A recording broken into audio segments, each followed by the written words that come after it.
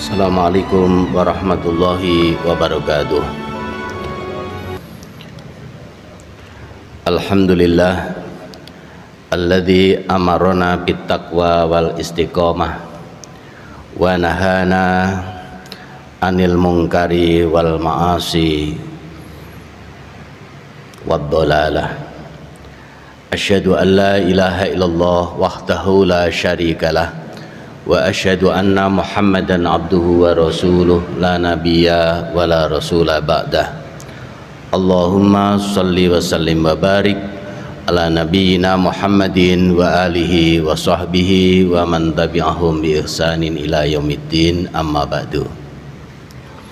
Jamaah duhur yang saya hormati, marilah kita panjatkan syukur kepada Allah Subhanahu wa taala yang karena limpahan rahmatnya semata pada siang hari ini kita bisa menunaikan sholat duhur dengan berjamaah.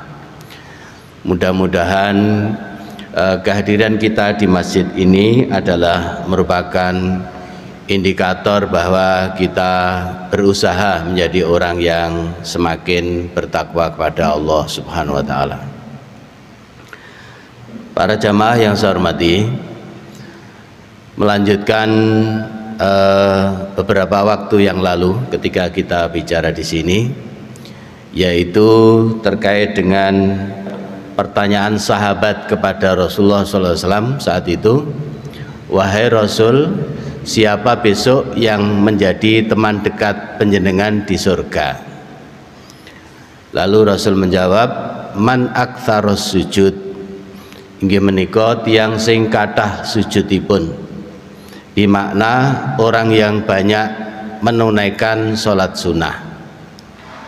Kalau kita menunaikan hal-hal yang wajib itu adalah biasa, masih biasa-biasa. Jadi kalau kita tunaikan dapat reward, kalau tidak dapat punishment. Tapi kalau kemudian kita menunaikan hal-hal yang sunnah, itu sudah luar biasa. Kita melangkah lagi, lebih maju dan lebih baik, meningkatkan, mengupdate diri kita menjadi orang yang semakin taat kepada Allah, melakukan kebaikan tanpa harus ada punishment.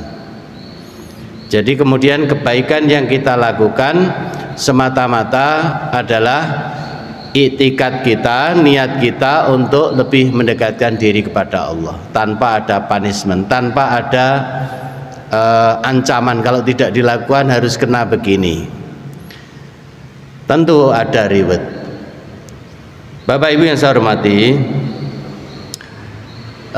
kebaikan apa, habit apa yang terus kita bangun melakukan sholat-sholat sunnah, yang untuk kali ini yaitu sholat tahajud, sholat malam, yang menjadi kebiasaan para salafus sholihin, kebiasaan Rasulullah, para sahabatnya, dan bahkan ada hadis yang menyatakan kebiasaan yang tidak pernah ditinggalkan oleh Rasulullah itu adalah kebiasaan untuk menunaikan puasa sunnah Senin Kemis, kemudian kebiasaan untuk menunaikan sholat sunnah, dan kebiasaan untuk tidak pernah meninggalkan sholat witir. Lah, bicara dengan sholat tahajud itu, kalau kita mau merujuk dasar hukumnya di dalam Al-Quran surat Al-Isra, wa minal laili fatahajjad bihi nafilatal laka asa ayyab'atsaka rabbuka maqamam mahmuda. Pada sebagian malam hendaknya kamu bangun untuk menunaikan sholat malam sebagai tambahan bagimu, mudah-mudahan Tuhanmu besok akan membangkitkan kamu pada saatnya pada tempat yang terpuji. Di tempat yang terpuji itu bermakna al-jannah, itu ribetnya. Karena ribetnya al-jannah, ya tentu kemudian bagi yang belum terbiasa ini menjadi sebuah amalan yang mungkin berat. Lalu bagaimana waktunya kapan? Kalau kemudian kita merujuk pada Al-Quran surat Al-Muzammil, ya ayyuhal muzammil, Qumil laila illa qalila nisfahu awingkus minhu qalila auzid alaih warattilil qur'ana tartila. Separuhnya atau dikurangi sedikit. Itu kemudian para ulama menerjemahkan apa? Sepertiga malam yang terakhir. Lah pada sepertiga malam yang terakhir itulah kita bangun. Ya tentu saat enak-enaknya kita tidur sesungguhnya. Tapi kemudian kita mengurangi kenikmatan tidur untuk menghadap kepada Allah Subhanahu wa taala.